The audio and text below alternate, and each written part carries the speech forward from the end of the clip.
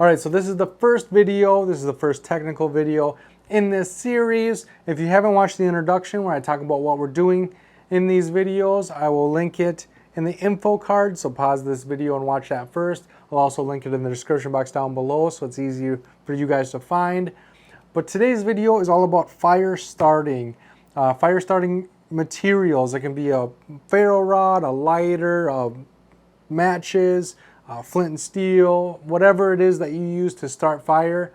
Is it worth carrying? But it's also about like zip fire starters, wet fire, live fire, all those things that you carry with you to help aid you in starting and maintaining a fire as well. So I'm lumping all fire starting, fire making things together into one video because they are very important, which we will talk about when we get into the rule of threes. All right, so the first situation is 3 minutes without air. How is fire helpful? It's not. I can't think of any survival situation where fire is going to help bring you oxygen.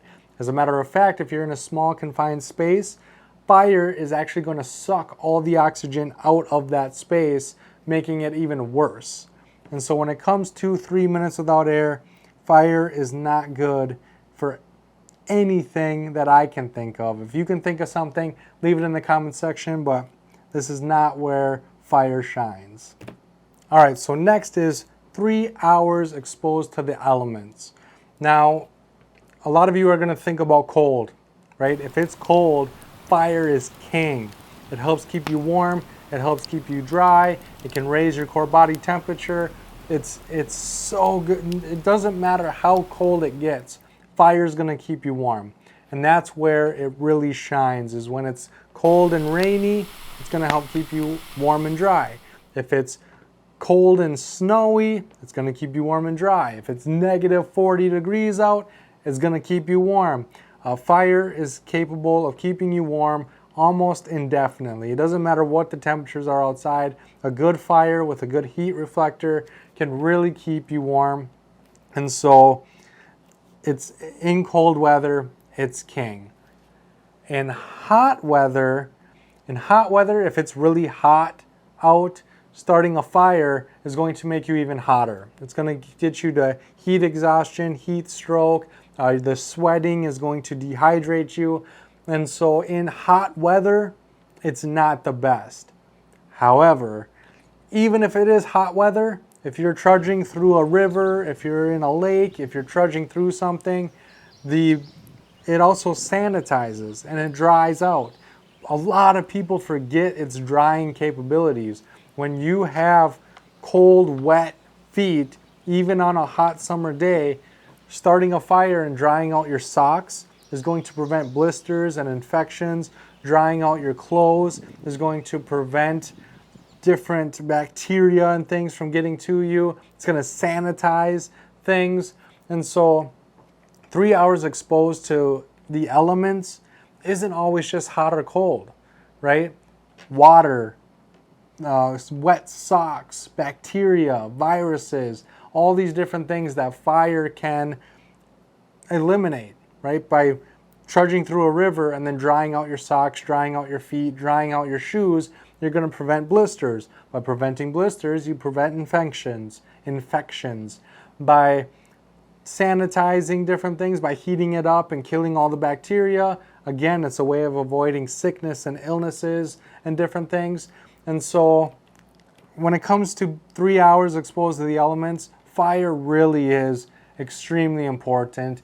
Even if it is a hot summer day, again, being able to dry out your clothes, dry out your socks, dry out your shoes. Also, hot summer days turn into cold summer nights. And so even if it is going to be 80 degrees during the day, it might drop down to 50 degrees that night, and you're going to want that fire to help keep you warm, help keep you dry. So when it comes to the exposure, fire really is an important piece of gear that you should be carrying with you, in my opinion. All right, so next is 3 days without water. It can boil water, making it safe to drink. It can sanitize different containers, making those safe to drink out of. And so again, fire is key. It can do so much for you when it comes to rehydrating. It can even distill water if you have the right containers. It can distill water, so you can distill questionable water or even salt water. You can distill salt water.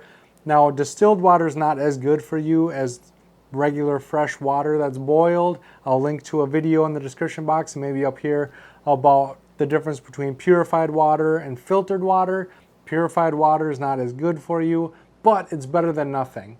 And so the fact that fire can get you water even in the worst situations, as long as you have some sort of water source and the right containers, you are going to be able to have water no matter what. And so again, this is another topic, this is another rule where fire really is extremely helpful. All right, next is 3 weeks without food. Again, fire is going to be king. It can help you cook different meats to make them safe to eat. You can cook vegetables and different wild edibles that you find, making them safe to eat, making them more delicious, making them more palatable so that you actually want to eat them. So much, you can even fire harden a spear so that you are more capable of hunting in the first place. And so again, fire is going to be a very important part of food, especially its cooking aspect, being able to heat things up, making them safe to eat, making them more palatable so that you enjoy eating them. Is essentially, that's the most important part of food, is making it safe to eat and palatable, and fire does both. And so again, this is going to be one where fire really is an important part of this rule. And so let's go over the 3 necessities of life, which is food, water, and shelter. All right, so food, water, and shelter, the 3 things everybody needs to survive. We already talked about food, its cooking capabilities, its ability to help us hunt and find different wildlife. It's even a light source, so we could use it to find grubs, find things that come out at night. Super important when it comes to food. When it comes to water, again, it can help us boil water, making it safe to drink. It can help distill water, making it safe to drink. So a very good water, it's a very good way of getting drinkable water. And then shelter.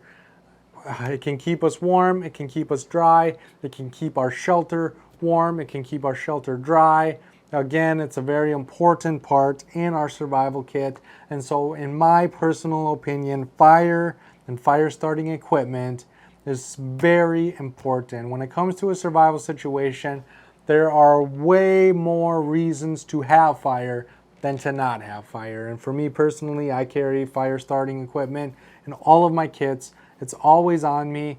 Even my EDC, I have a Bic lighter, or not a Bic lighter, a Zippo lighter with a Zippo torch insert to make sure that the fuel doesn't evaporate, because if the fuel evaporates, your lighter is worthless. So I like having a butane insert because fire is that important.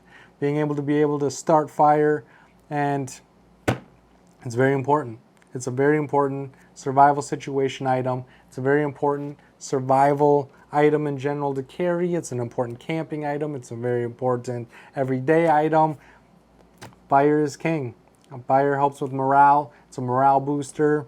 There's not enough good things you can say about fire. So with that being said, in the comment section down below, I want to know, what survival situations can you think of where fire is not helpful? What survival situations can you think of where it is helpful? And I can't wait to see you on my next video where we're going to be talking about knives.